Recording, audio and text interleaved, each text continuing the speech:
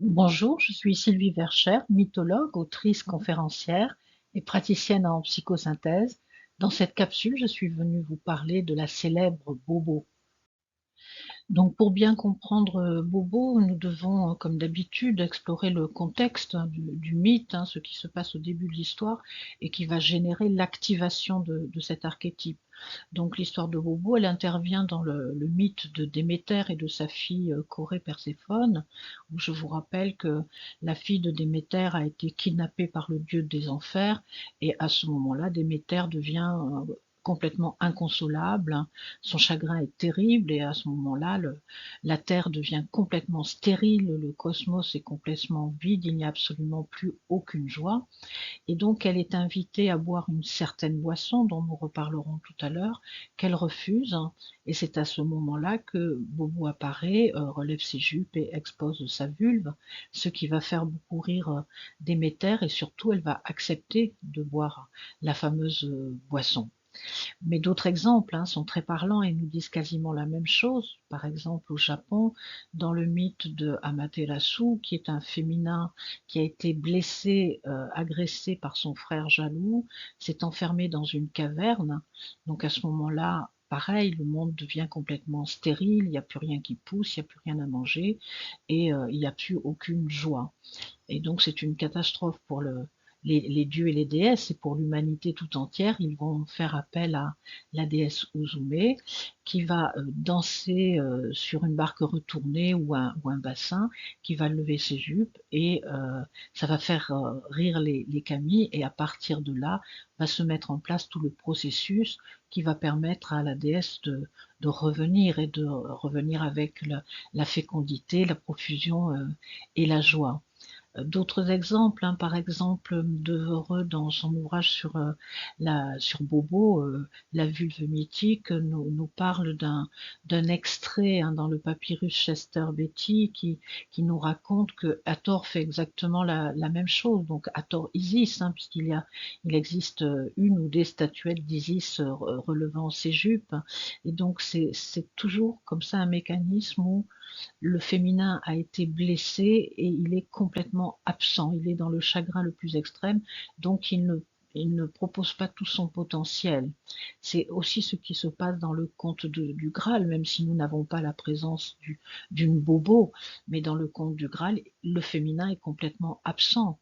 Donc le monde est gaste, et on se rappelle que le roi il est blessé à l'entrejambe, donc il ne peut pas honorer le féminin. Donc le schéma, il est là, il est très clair, c'est-à-dire à un moment donné, le féminin est complètement absent, inopérant, blessé, triste, chagriné. Nous allons prendre le temps d'observer cette magnifique image d'Uzume, où nous pouvons la voir en train de danser sur son bassin retourné, donc elle tape du pied sur ce bassin ou sur cette barque retournée, et on peut facilement imaginer le bruit que ça fait, la résonance que ça provoque, avec toutes ces vibrations qui vont se propager à la Terre. En quelque sorte, c'est comme si ça réveillait les énergies de la Terre. Ça fait exactement la même chose qu'un tambour. Ensuite, elle porte une robe rouge avec toutes ces notions de vitalité et d'énergie, couleur de sang. Elle a sa ceinture verte, couleur de la nature. Elle est parée d'éléments végétaux. Elle en a sur le torse, elle en a sur la tête.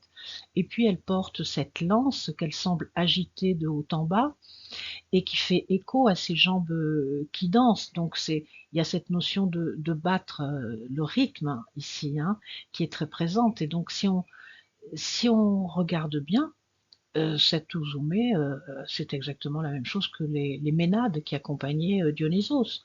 Donc les Ménades, elles dansaient sur la terre, elles avaient des tambours, elles étaient parées avec des feuilles de lierre et des feuilles de vigne, et puis elles avaient le thyrse qui les accompagnait, et donc c'est certainement qu'elles les agitaient régulièrement et qu'elles tapaient la terre aussi. Donc c'est vraiment exactement la même chose. On est en présence ici de manifestations d'un archétype. Alors on voit bien, on peut vraiment observer le modèle, le pattern, le noyau d'origine qui se manifeste de manière différente suivant l'endroit et la culture dans lequel il se manifeste. Mais le schéma de fond, il est exactement le même. Arrivé ici, vous êtes censé me dire quel rapport avec Bobo Déméter, du coup. Bien, vous allez voir qu'il y a un rapport assez direct, puisque dans certaines versions du mythe, lorsque Bobo soulève sa jupe et montre sa vulve, elle est accompagnée d'un personnage qui va lui soulever un sein ou parfois va apparaître au creux de sa vulve. Et ce personnage, c'est Iakos. Or, Iakos, il est connu comme une personnification de Dionysos, ou des fois il est décrit comme le fils de Dionysos, le porteur de torches, dans les rites à mystère par exemple.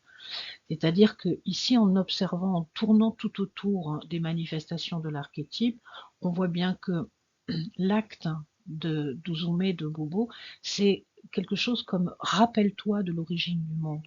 Rappelle-toi que ce qui génère la vie et ce qui va générer la joie, c'est l'activation des forces féminines qui, en ce moment, sont complètement désespérées ou enfermées dans une caverne. Nous avons besoin du féminin. Sans le féminin, nous ne pouvons rien faire. Dans d'autres cas de figure, on verra que si le masculin n'est pas là, on ne peut rien faire non plus. Donc il faut bien ces deux qui sont complètement complémentaires et qui vont avoir le désir de s'unir, donc qui vont s'activer en rythme dans ce sens. Il va y avoir un autre élément qui va nous clarifier tout ça. La boisson que refuse de boire Déméter, c'est le Cicéon. Et en fait, c'est un intermédiaire entre la boisson et la nourriture parce que c'est fait de gruau d'orge allongé d'eau, additionné d'herbes aromatiques, de laitage et parfois de vin. Son nom vient de la nécessité de remuer le mélange avant de l'absorber pour éviter la formation d'un dépôt de matière solide. Et c'est Héraclite qui en fait le symbole de l'union des contraires rendue possible par le mouvement. Donc encore une fois, tout est dit dans l'image symbolique, tout est dit. On a ces deux possibilités de liquide et de solide qui, pour pouvoir être ingérées, doivent être mélangées, doivent être mélangées par le mouvement, le masculin et le féminin. On est à l'intérieur de l'athanor des alchimistes où va se faire ce mélange du masculin et du féminin, c'est-à-dire que l'on retrouve encore ce mélange de l'acide et du sucré dans le vin avec Dionysos. Ici aussi, c'est donc le schéma de l'archétype qui se manifeste à travers différentes images. Et donc, dans le mythe, ce qui se passe, c'est qu'une fois que Déméter a vu Bobo lever sa jupe et lui montrer sa vulve, à ce moment-là, elle va se mettre à rire. Et ce rire va avoir un effet complètement libérateur. Ça aussi, ça va être très parlant. Cette union des complémentaires, ce besoin d'union de complémentaires, ce désir d'union des complémentaires en tant que source de la création, de la créativité du monde et du cosmos et générateur de joie, nous allons le retrouver pratiquement partout dans le monde, dans la majorité des mythes anciens, dans tous les schémas des archétypes. Alors moi, je préfère utiliser le terme d'union des complémentaires plutôt que l'union des contraires, parce que le terme de complémentaire va nous induire la notion de coopération et d'harmonie, alors que le mot contraire peut induire une notion de conflit. Alors c'est une réalité tout à fait psychique, hein, que les deux opposés, donc les deux différents, les deux étrangers peuvent rentrer en conflit, et c'est souvent la majorité des cas dans notre vie et dans notre psyché, mais ça veut dire aussi que ces fonctions peuvent être coopérantes, complémentaires et donc aimantes. Ici, nous approchons la notion de hierogamos. Alors c'est quelque chose qui se retrouve partout dans le monde et dans de très nombreuses époques. Par exemple, dans la cosmologie indienne, la force centrifuge d'explosion dont l'univers est issu, on l'appelle Shiva, et sa force complémentaire, qui est celle de la cohésion, c'est une force centripète qui est appelée la Shakti. Nous avons le yin, le yang, le solve et coagula, le sucré et l'acide, encore une fois, par le vin de Dionysos. C'est donc dans cette perception du monde-là, c'est une loi cosmique, c'est une loi de la nature à laquelle nous sommes assujettis parce que nous sommes de la nature et ces fonctions-là n'aspirent qu'à cela. Donc Bobo nous amène à ce genre de perception du monde, en nous rappelant que voilà, quand le féminin il est complètement refoulé dans les tréfonds de l'inconscient, malheureux, isolé, dans la désolation la plus complète, il a besoin à ce moment-là de se reconnecter à sa source divine, féminine, qui est cette vulve, c'est-à-dire l'origine du monde. Et donc, c'est pas un hasard si ça nous fait penser à une très célèbre peinture. Maintenant, nous pouvons aussi parler du rire, et pour parler du rire, nous allons parler des traumatismes et de la prostration. Nous avons observé dans la nature des réactions animales lorsqu'un animal est attaqué et agressé par un autre, c'est-à-dire qu'il est prostré, il est capable de faire semblant d'être mort. S'il survit, il ne va pas se relever tout de suite dans l'instant T et reprendre sa vie comme si rien n'était arrivé. Il va y avoir un certain laps de temps où il va se passer comme un frémissement, un tressaillement, c'est-à-dire mais quelque chose qui est de l'ordre de la chair. On ne peut pas trop imaginer que l'animal est en train de se dire dans sa tête, bon ça y est, t'es sain et sauf, tu vas pouvoir te relever, t'as plus qu'à marcher, tout va très bien. On peut difficilement imaginer ça, mais en tout cas sur le plan de la matière, sur le plan de ses muscles, il va y avoir comme un courant électrique qui passe et qui va le faire tressaillir, et c'est ça qui va lui permettre de sortir de la prostration et donc de se relever et de repartir. C'est-à-dire qu'on a un schéma de tension, la tension de la prostration et de la peur, et un soulagement dans la chair. C'est une fonction qui va permettre une libération. Et le rire intervient ici. Donc si on regarde ces mythes, ces différents mythes qui indiquent bien que derrière l'exposition de la vulve de la déesse, tout le monde éclate de rire, c'est donc un rire libérateur qui libère la tension dans le mythe, cette tension, cette peur que ce féminin ne soit plus présent et que le monde reste complètement stérile, sans vie et sans joie. Et nous pouvons régulièrement faire l'expérience du rire libérateur. Quand on rit vraiment à gorge déployée, que c'est un vrai rire, on peut se sentir vivant, on sent la vie nous traverser. Ça enlève en nous toutes les tensions, on se sent beaucoup plus léger. Et donc ça nous indique que c'est le moment où on peut se relever, repartir et sortir de toutes les prostrations et de toutes les tensions. Voilà ce qui est capable de provoquer la vue de la vulve de Bobo Douzoumé. Le relâchement des tensions nous ramène aussi à une sorte de relativisation, c'est-à-dire que ça nous ramène à la terre, au concret, la terre-mère, bien entendu. Elle nous remet les pieds sur terre, elle nous fait rire de nous-mêmes et elle nous ramène à l'humus dans notre condition humaine. C'est ici qu'intervient la notion de grivoiserie avec la gaieté, la joie de vivre et la joie d'être un être humain. Et donc ici, je peux vous raconter une petite histoire qui m'est arrivée il n'y a pas très très longtemps. Nous étions partis avec des amis dans une des régions de nos contrées très très isolées et notre objectif c'était d'assister à un lever de pleine lune. Or, arrivé sur le lieu, il y avait beaucoup de nuages et on voyait absolument pas la lune. Et donc moi, j'observais ce ciel complètement bouché avec une sorte, pas d'inquiétude, mais une sorte de tension. Est-ce qu'on va voir la lune se lever? Donc voilà, il y avait du sérieux qui s'installait dans mon être avec cette observation du ciel. Et à ce moment-là, il y a une de mes amies qui s'approche de moi et qui me dit, est-ce que tu veux voir mon cul? Et là, je suis partie d'un fou rire qui m'a pas lâché pendant de très très longues minutes et qui jaillissait des profondeurs de mon être. Et ça changeait beaucoup de choses. C'était très libérateur pour moi. J'étais dans la joie profonde de la vie et de partager quelque chose à la fois de grandiose, un lever de lune, et à la fois de complètement rigolo et de complètement grivois, avec cette référence de la lune et du cul. Et c'était vraiment quelque chose de délicieux. Donc on peut voir ici l'intervention de cette énergie de Bobo, de Douzoumé, qui m'a ramené à l'humus, à l'humanité, et donc par un jeu grivois, d'amener le rire des profondeurs avec ce profond relâchement et cette sensation d'être dans la joie de vivre et de partager cette joie de vivre.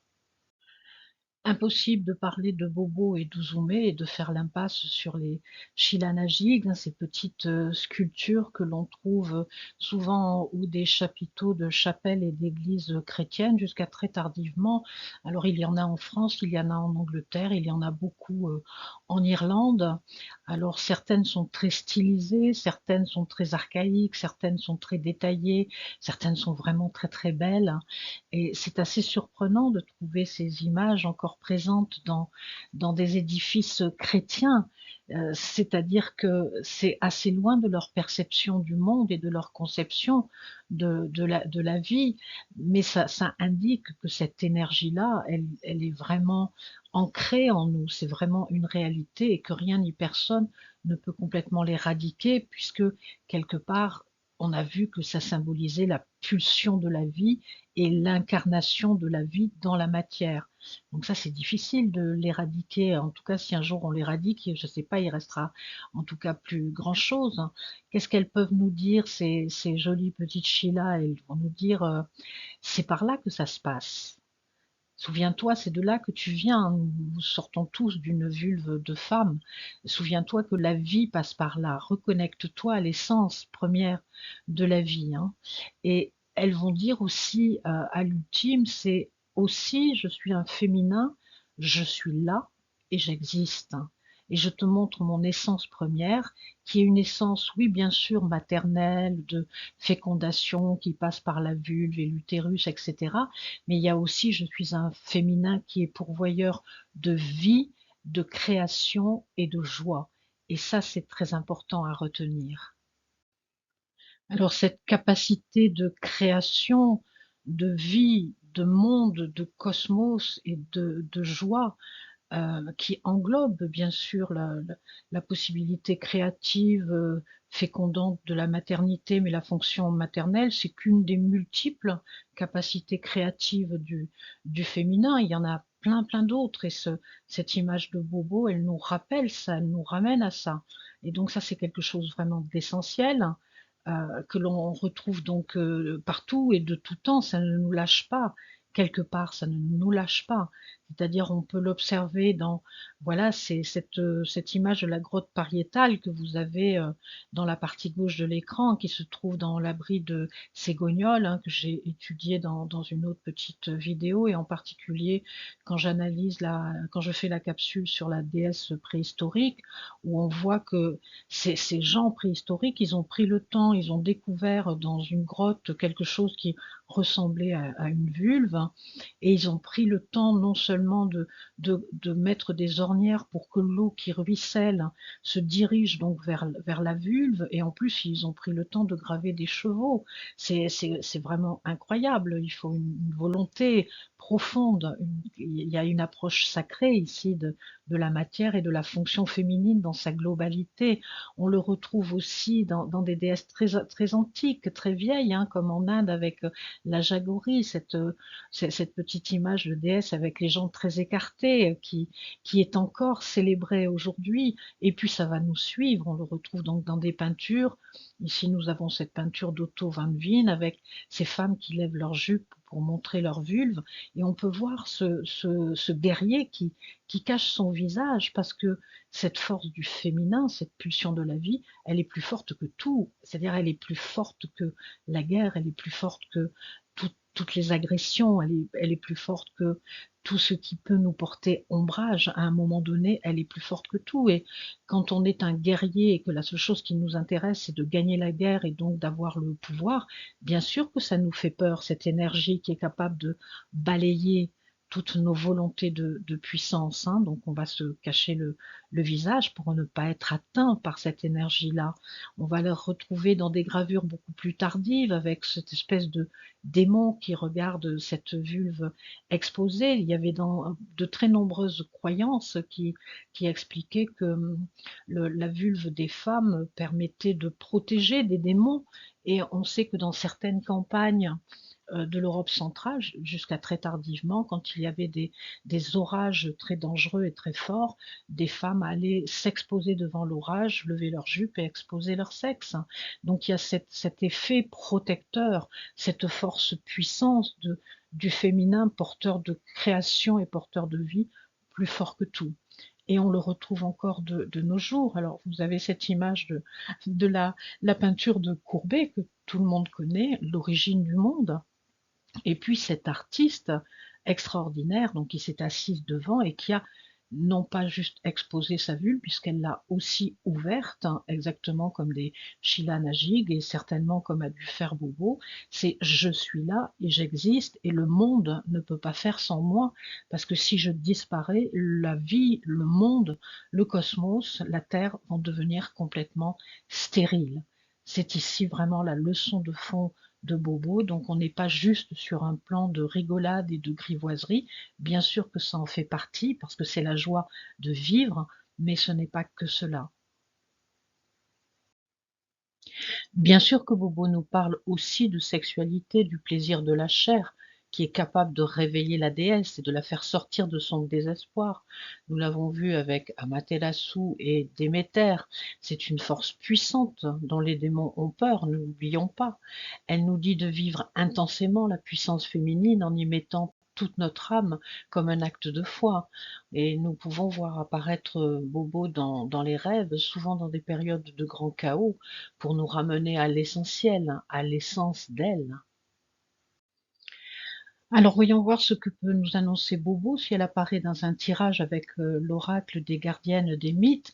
Donc on pourrait dire que le questionnement ce serait acheter une maison dans l'idée que voilà nous avons trouvé une maison qui nous plaît beaucoup, mais voilà nous ne savons pas trop si nous allons pouvoir l'acheter ou pas. On en est aux premières tractations et donc les cartes qui sortent sont Aphrodite, Boudica, Bobo et Cybèle. Ce qui veut dire que la personne qui tire le jeu, la carte qui la représente, c'est Aphrodite. Aphrodite, c'est la déesse de l'amour et de la beauté.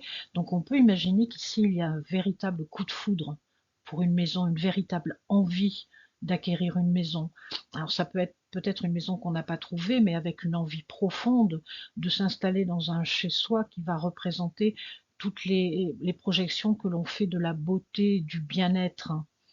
Hein, ici, on est vraiment dans une relation amoureuse avec cette idée-là, ou cette maison si nous l'avons trouvée. En face, nous avons Boudica. Donc, Boudica, c'est la reine guerrière qui a mis la pâtée aux Romains et qui a gagné dans un premier temps. Ça veut dire que ça va pas être si facile que ça parce que dans l'environnement, dans le contexte, il y a des notions de conflit. Donc, il peut y avoir pas mal de tractations et de négociations à faire. En haut, nous avons donc Bobo, ce qui indique l'énergie qui nous amène à avoir ce désir de maison dans ce sens amoureux pour s'épanouir. C'est cette énergie donc de fond vital, c'est un besoin de s'incarner, un besoin de vivre, de profiter de la vie dans sa joie la plus profonde, dans incarner la créativité, la création dans la matière à travers justement l'acquisition d'une maison. Et la réponse directe, c'est Cybèle. Donc Cybèle, c'est une très grande déesse, elle est très très archaïque, elle est en pleine possession de tous ses moyens, c'est-à-dire que c'est pas juste une déesse mère et une déesse de la fécondation et de la fécondité, des saisons, etc. C'est aussi une déesse qui est magicienne, qui est en pleine connaissance des secrets du féminin et donc c'est aussi une initiatrice, par exemple. Hein. C'est une déesse de la montagne. C'est une déesse qui est souvent représentée par un bétil, c'est-à-dire une pierre première sur laquelle on peut donc construire une maison. C'est-à-dire que la réponse est très positive. Ça peut indiquer que non seulement on va trouver cette maison ou partir sur un autre projet, mais en tout cas, on va vers sur une construction où on va pouvoir incarner ce féminin qui aspire à s'incarner de manière totalement magistrale et souveraine. Et donc au milieu, nous avons Caer. Ici, Caer, donc, comme c'est une déesse qui est la déesse oiseau, cygne, hein, elle représente un féminin tout en gestation dans la psyché, dans l'âme, Ça indique que il faut peut-être être un peu prudent de ne pas être trop dans le rêve et dans l'idéalisation. Ça indique aussi comment dire, que tout cet événement, il est pas que la matière, il va permettre aussi à l'anima d'être activé, de s'incarner, et ça correspond tout à fait à la réponse de Cybèle, qui englobe à la fois le féminin psychique, hein, qui est dans le rêve, dans le monde des rêves, dans le temps du rêve, si on voulait parler comme les aborigènes, mais aussi dans la matière. Donc tout va être inclus, et donc le tirage est plutôt positif, avec quand même attention de ne pas être trop dans l'idéalisation. Pour terminer, je vais juste vous faire remarquer que Bobo ne nous fait pas de leçon de morale. Il n'est pas question de il faut que ou je dois, etc. C'est une expérience de l'ordre de la matière sacralisée. Et donc pour terminer, je vous souhaite de pouvoir boire à la coupe le nectar sacré qui permet de faire les mélanges, et je vous souhaite les rires, hein, les plus profonds et les plus libérateurs.